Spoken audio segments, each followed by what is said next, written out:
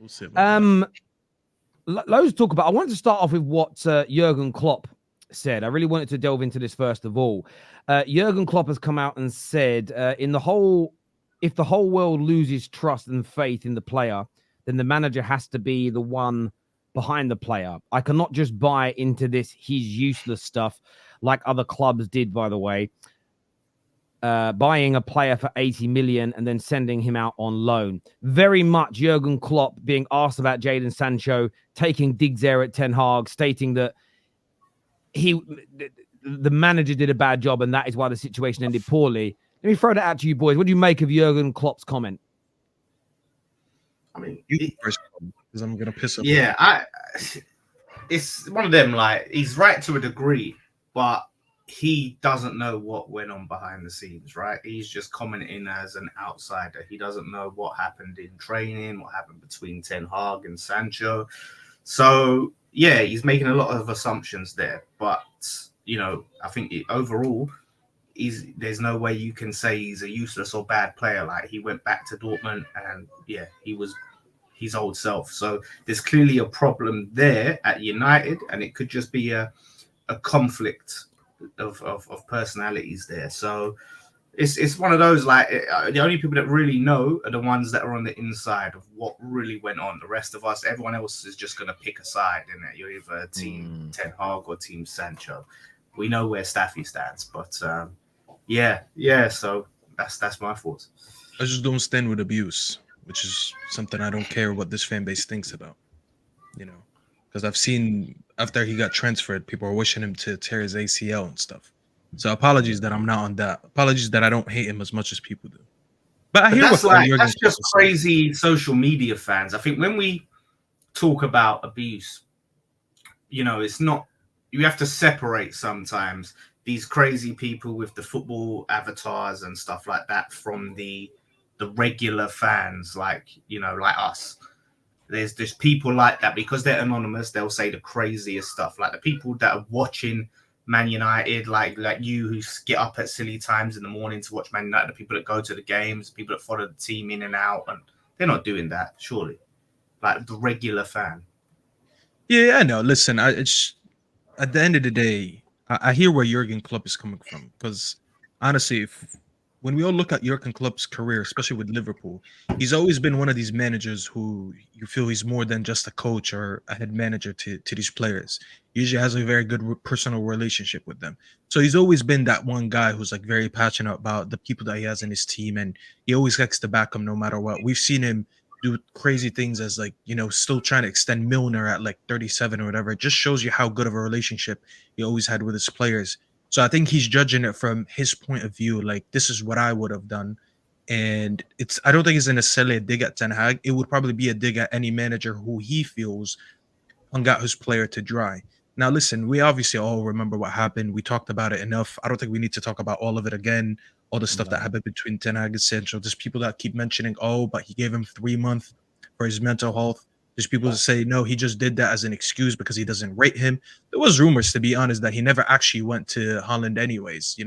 Apparently he was here in the US at that time. So there's always been rumors going around that. Obviously, when he came back, people feel like he never gave him an honest chance. He didn't rate him anyways.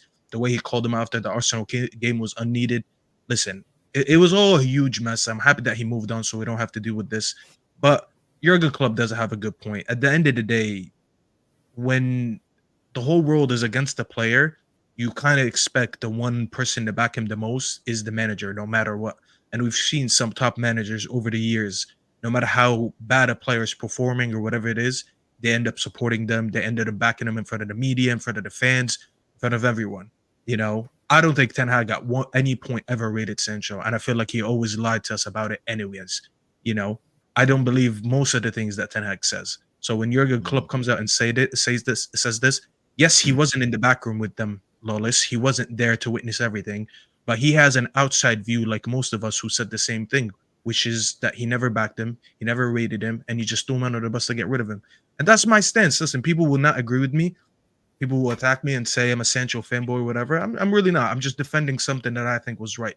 I don't think he was treated right by this manager. What do you think about then Sir Alex's reputation of how he dealt with players that he didn't want and he didn't feel were necessary as a club anymore. A lot of times it would be like, yeah, you're gone, you're out. There's no this. I have to develop you and put my arm around you. I don't want you at this club. You're no longer at this club. So It's a very good question. So this comparison has been made before, because I've had plenty of debates about this with United fans over the last 2 years, and a lot of them made this point. And I always think, like, as much as it's a good question, I don't think it's comparable, because for Sir Alex Ferguson to earn the right to do some of the things that he's done, it took him years to become a winner first before he earned that respect from the outside and the inside of the club. And I feel like examples like when he got rid of Stam, when he got rid of Beckham, when he got rid of, I wouldn't say he got rid of Ronaldo, but he sold Ronaldo at the right time. These examples, when I look at that, it's like Sir Alex was such a winner that he always prioritized the club, that the minute he felt like anyone was too big for the club, or that player thought he was too big for the club, he was always going to prioritize the club over that player, no matter how much they liked them. But he had to earn that, and he had to be a winner for us to trust him to do that, if you get what I'm saying. Even his move to United, I understand when people used to compare the first few years. He was a winner before he went to United. People think he was some scrub that came from Scotland, like he wasn't winning stuff in Scotland. No, he was a winner in Scotland before he came into United. So he earned the right to come in and change the culture of the club and all that.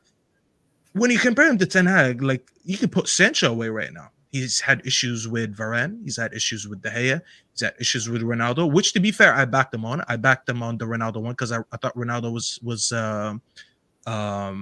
was out of line. There was a lot of things that he's done, and I'm like, you just came in the door and you're already beefing too many players for my liking, and you haven't proven anything yet, and you don't have that type of loyalty and backing from the fan base, and not necessarily backing from the media, but respect from the media, where they can look at you like, yeah, you've earned to do these things. Like, if Pep does that tomorrow, we're all going to be like, this guy's a 4-time Premier League winner on the bounce. He knows what he's doing. I understand if he gets rid of a player. But when you're not performing on the pitch, when you're falling out with too many players in a short time, you kind of look like you're the common denominator. So I'm but sorry. What has Sancho earned at Man United with his performances? Like, what trust? I don't think he's earned anything. But that's not the point that I'm making. Yeah, I think it's a combination. I think I understand, like, the Sir Alex Ferguson thing. Look, Fergie's also admitted that he was too knee-jerk with how he treated Jaap Stam as an example. He shouldn't have done that. That was on reflection. So the difference was Fergie was, generally speaking, throwing people out of a very good squad when the club was being run well and we were in a good position. So you sometimes feel those situations a little bit less. And, you know, because we were in a good situation and Fergie was there, we went and replaced those players fairly quickly with equally good players. I think you've got to look at that. My issue is this. My concern with what Klopp has said, and I admit people in the comments saying he actually said it a few months back, but again, I've only just seen it now and it's trending today. That's why we're talking about it. But for me, what I don't like about what he has said is, why did you turn your back on Karius? Why did you turn your back on Benteke? Why were there players that you bought or inherited, because Ten Hag inherited Sancho, of course, that cost your club Liverpool money, that when the rest of the world, all the pundits said he ain't good enough for Liverpool, did you agree and sell them and buy better players? I understand that he didn't speak about those players in public in that way, and that element I agree with. But this idea that when the world turns against a player, the manager should always stand behind them. There isn't a successful winner, a successful manager on planet Earth who stands behind every single player when the world's coming for them and they're underperforming and they're underplaying, because they can't afford to. They have to cut their losses and sell and move people on. So for me, that's the only element that I thought was like, you know that you're not going to do that to the nth degree either. You know that isn't possible in every scenario. You just know it isn't. Whether it's the Sancho situation or whether it's Christian Benteke or whether it's Naby Keita or whatever it may be, you have to at times, for multiple reasons, say we've got to stop backing this player now and step aside and bring somebody else into the football club.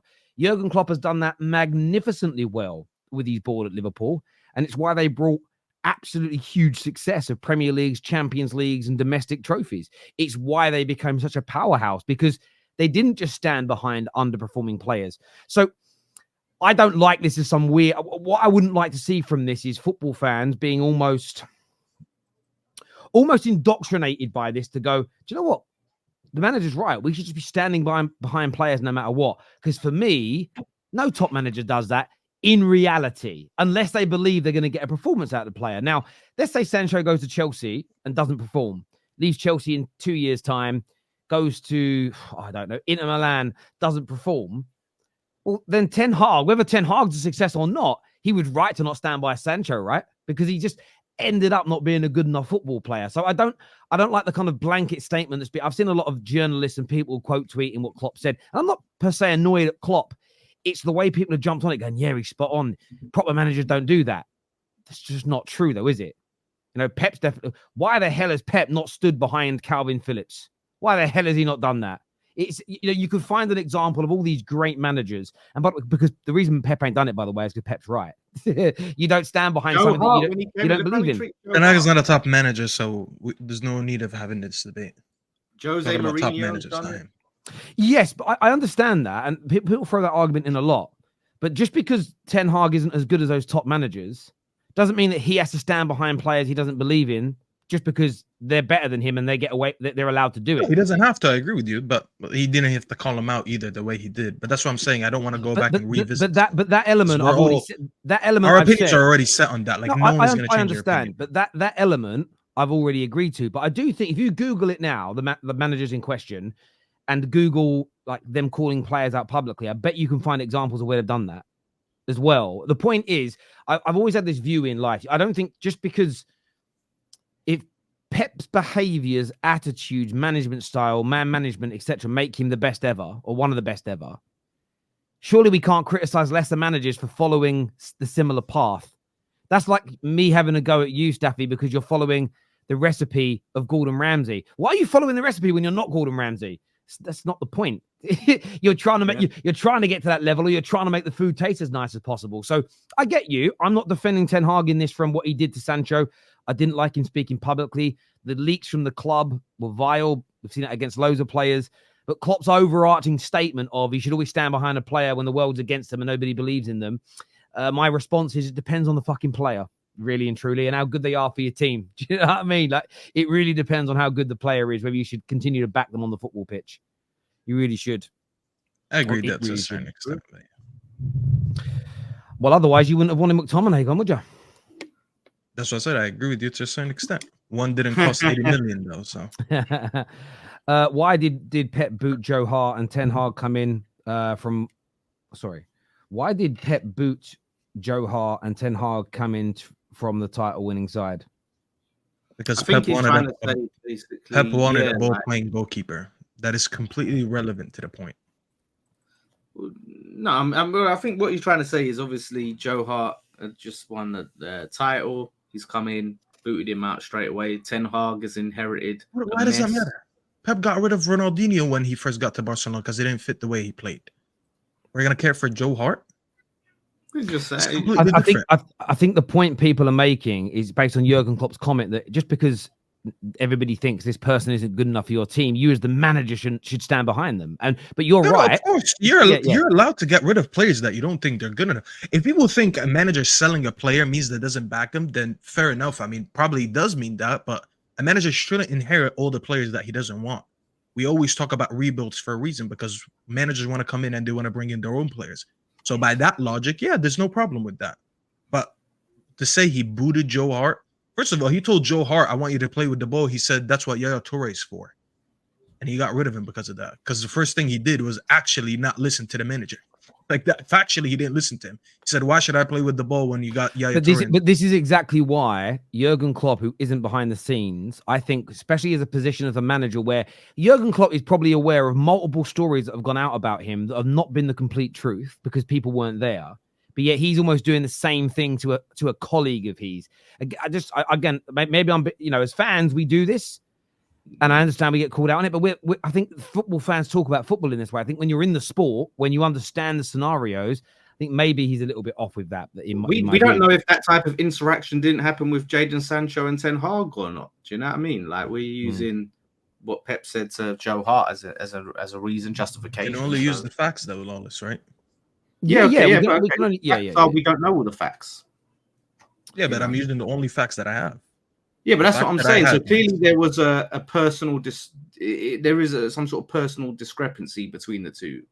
Like, if it's just on football, then he's justified, Ten Hag. If there's a deeper reason, he's justified. Again, he's not justified for making it public, but for getting him out there, definitely. Like, but I guess. things don't always happen smoothly and perfectly. You know what I mean? No, I agree. I get what you're both saying. Stop being obtuse. No one is perfect. How many players copped, improve, and abandon compared to Ten Hag? Not everything is an absolute. No, I agree. That's exactly what I've said. I've literally said everything is not an absolute, and I don't. What I haven't liked about the comment is people saying, "Yes, your Klopp's right. This is how top managers should behave." I agree with everything you've said here, Johnny Sins, and we're in agreement with one another. It's about context, and all players have done. All players have abandoned. Sorry, all managers have abandoned players they don't believe in. By the way, lots of players have abandoned managers in clubs they don't believe in, which is why I always find it funny with football fans. When you got rid of a player, because when Man United fans wanted rid of Scott McTominay, no one cared about loyalty. No one mentioned loyalty.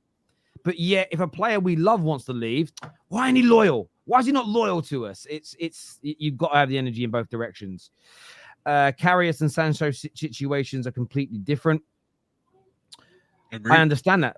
That's also why I think when those comments are being made, that's got to be specified. Same Klopp through